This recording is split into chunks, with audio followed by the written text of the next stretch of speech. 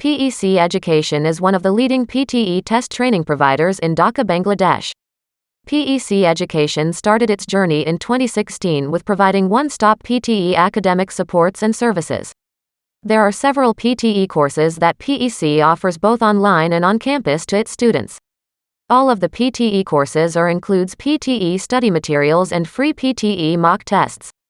Please call for detailed information PTE course preparation and services to 01713167969 or visit the website www.pecpte.com. In our survey, over 100 CEOs who had recently been through an acquisition or merger were asked which areas of their activities needed the most effort. As you can see, the most frequent response to this question was that information technology requires the most integration effort. According to 58% of those we surveyed, IT was the most time-consuming and needed the most work. This is understandable, as many of the IT issues are extremely complex, and the consequences of any change in IT can have a significant impact. The key is how quickly and effectively IT integration can be achieved, and there has to be a clear understanding of the consequences there may be of not getting it right. The two other areas requiring significant attention, sales, marketing and business development on the one hand, and financial management on the other, both were selected by 49% of the respondents.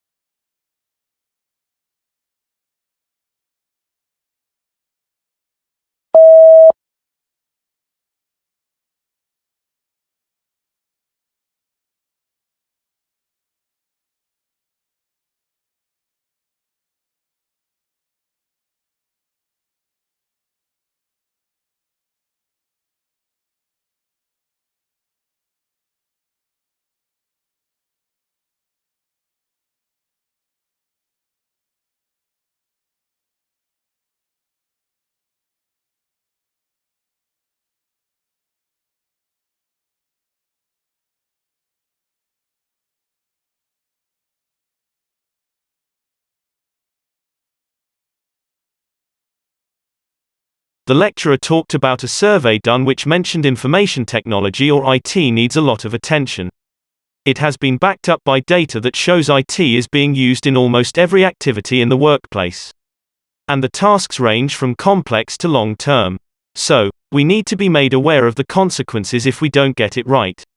Speaker further mentions other sectors from the survey that requires attention as sales and financial management. Absolutely. There's a lot of interest in what forms those clouds. Why are those clouds there? Why do they stick around? At the center of every cloud drop is a particle. You can't grow a cloud drop without having a particle there for the water to condense on.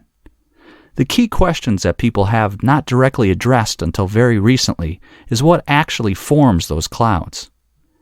And so the ones that you're looking at over the ocean, it turns out sea salt is a very effective nucleator for forming clouds, so there's a really good chance that those are loaded with sea salt.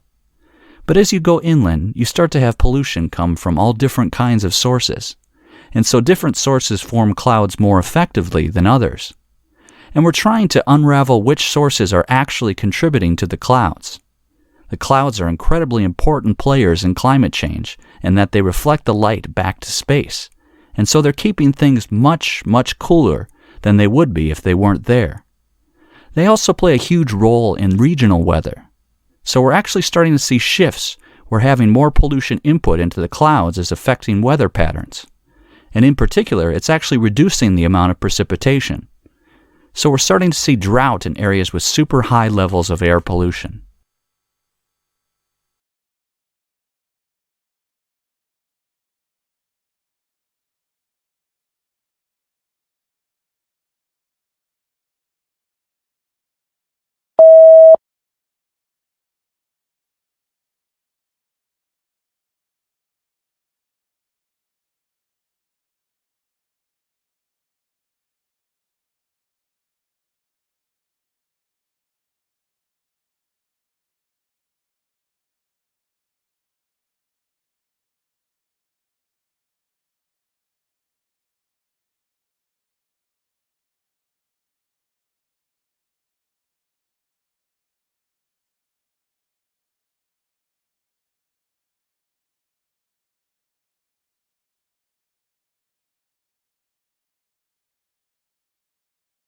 speaker discussed about the multiple sources and factors behind cloud formation, one of which comes from the sea, especially due to the sea salt.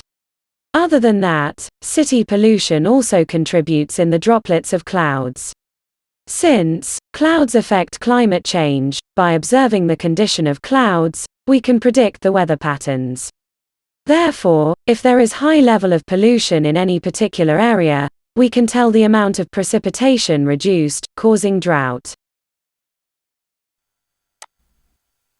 In the early years of ATM machines, there were many complaints with the ATMs. The machine was programmed to allow a customer to collect their money first and then take their card. However, this made many people forget their cards, and it was a worrying issue because anyone could have access to one's bank account. Now, in the UK, the ATM machines have been reprogrammed so that customers will take their card first and then collect their money. As a result, it will be less likely for them to forget the money since that was the main reason for them to use an ATM. Although, people sometimes still forget to take their money. It is more catastrophic to lose your card because it can access your bank account.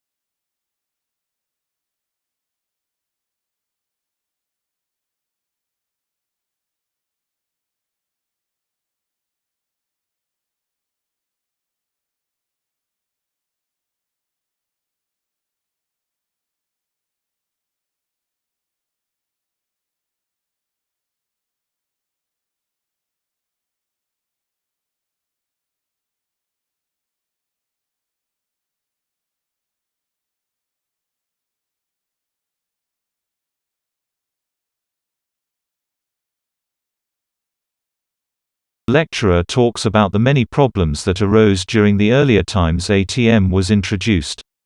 Previously, it was made that people need to collect their money first, and then the card. But it has been seen that people often forget to take back their card, resulting in loss of their bank accounts. Thus, current system has been implemented so that people take their card back first and then the money. The lecturer thinks people might forget to take their money this way, but it is better than losing bank account. So we were founded just over 10 years ago when I was in the Royal Academy, a museum in the centre of London, with my 3 children at the Aztec exhibition. I don't know if any of you saw it. I had an older child and 2 younger children, twins, strapped in a pushchair. And one of my children, 3 years old, shouted, and I've never denied he shouted, "Monster, monster," at this statue which looked just like a monster. Had snakes for hair, a big beak for a nose, and I thought, this is fantastic. I've got a 3-year-old that's appreciating pre-Hispanic art. How good can it get? So I bent down and I said, yes, it looks just like a monster. And at that moment, a room warden came over, a gallery assistant came over and said we were being too noisy and threw us out. Wrong family. I was at that time a journalist with the Guardian newspaper, and 2 days later wrote a big piece in the Guardian about being thrown out of the Royal Academy. And what was really interesting was by the end of that day, we had at the paper over 500 emails from other families saying, museums aren't working for us, let's try and make it work. So that's what we did. In the Guardian we set up a campaign, we called it the Kids Museums campaign, but it didn't really exist. It was just a few pages, we ran loads of stories on it. I began touring the country talking about how to make your museum family friendly,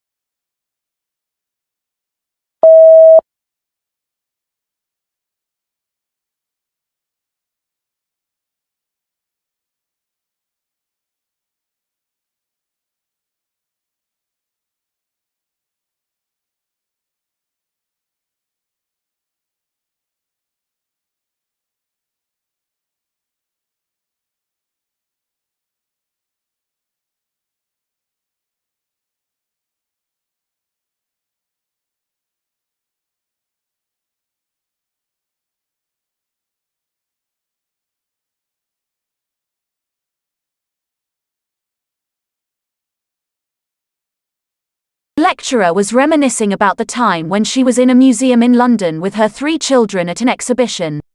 One of her kids started screaming inside the museum, for which they were thrown out. As the lecturer was a journalist for a newspaper at that time, she wrote a piece about the incident. Many more families also shared similar concern on how museums should be more family-friendly. Afterwards, they ran a campaign for that very purpose.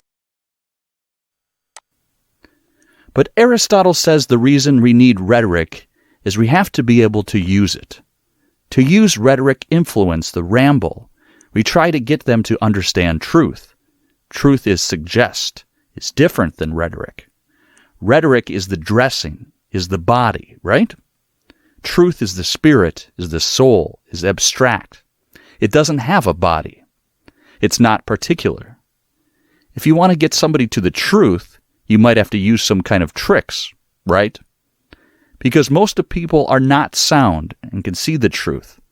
That's what we think. Most people are rambles, really. Only the educated, be erudite, are actually capable of seeing the truth. If you want to get the general mass there, you may have to do a little bit. So Aristotle, that is rhetoric. Rhetoric is something that is used to influence people, right? And it's kind of mentally promised a logic.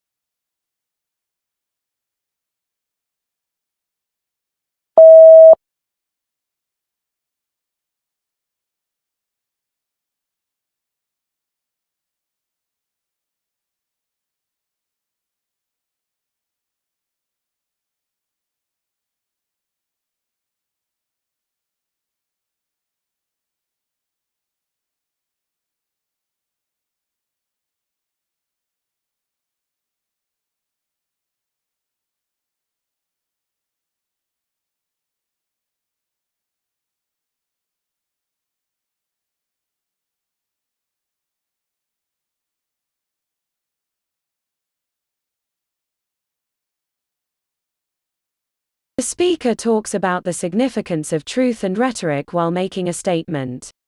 While truth can be compared to be the spirit, rhetoric is something that complements it.